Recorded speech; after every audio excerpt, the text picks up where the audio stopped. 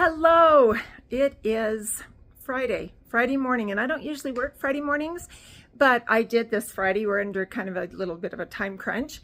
And I did have a question after I talked about freeze drying those tomatoes, and they asked me what I was talking about when I said the fajita mix. So first of all, I don't have any that's not frozen. I have some in the freezer, and I'm going to show you that and how I put it on the trays and what it looks like when it's frozen. So here we go. So here's the little tiny freezer I was talking about in that video, and this is what I do. I put it on the trays, and see, it just looks like, it looks a little pink right now, and it just does that when I put it in the freezer. And I think it's because there's so many of these red onions that are in it. And you'll notice it has quite a bit more onion than it does pepper, and that's just because of the cost of peppers, I think. But I've got 3 trays that I've got ready to go in the freeze dryer. But I just took a tray out, or a load out of the freeze dryer, and I'm going to show you what those look like right now. Now I've got them out. By the time I decided to do this video, I'd already put them into the 2-quart jars. But you can see that they're still got quite a bit of that color. The red is bright, the green is green, and the onions are there, so is the yellow peppers. And 4 trays that came out of my freeze dryer, of the medium freeze dryer, equated to 3 2-quart jars of fajita mix. Now, what I'm going to do, I have a vacuum sealer, and it's a Weston brand. I think I also got this at the Sportsman's Warehouse the same time I was getting all the rest of the things I got there. And I also then got a Food Saver adapter kit, which it has a top for the big wide mouth jars, and it has one for the regular size jars as well. And then it just hooks onto your vacuum sealer. So I'm just going to turn this on. I'm going to show you how we put those on there. And it's really clear up to the top. I did already clean the top, and you want to make sure to clean them, but not with anything wet, because you cannot have any moisture get into these jars or they're going to go bad. And so here I've got the top, and you just push it on straight. Now this is going to be really loud for a minute, and then I'm going to turn it off, and I'll show you how to take it off. So here we go.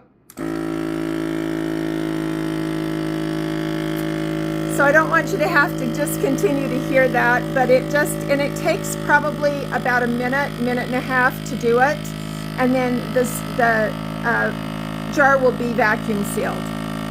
Okay, so that vacuum sealer just turned off. Now you've got to be really careful when you take these off the jar. I wish I had my, sorry about that, guys, but you just kind of wiggle them a little bit to get them up off the jar, but take it straight up. And then you'll see, can you see that that's vacuum sealed? Now on these, I always put a lid back on them just in case. And then some people talk about, why do you do them in jars? Well, I like to see the food. I like to see that it's still good. I don't like to put them in Mylar bags, because when I go to open a Mylar bag, if by some strange coincidence that food got a little moisture in it and now it's not any good, I won't know that until I open that Mylar bag. All right, so I've got those jars all sealed, and there's those tomatoes that we did. Back there, some onion or some eggs. There's some celery back there, some peppers. This is the cabbage I've done, and there's quite a bit of that. And then there's some onions back there.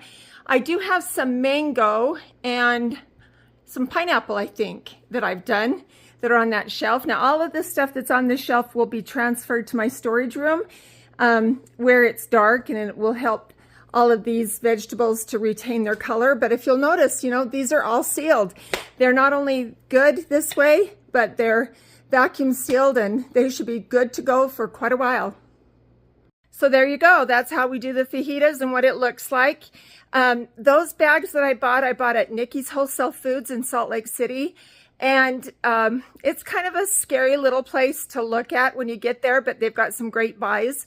And I think I paid $3 maybe $4 for a big bag. And when I'm talking about a big bag, it's one of those big industrial food bags that's probably, oh heavens, I don't know.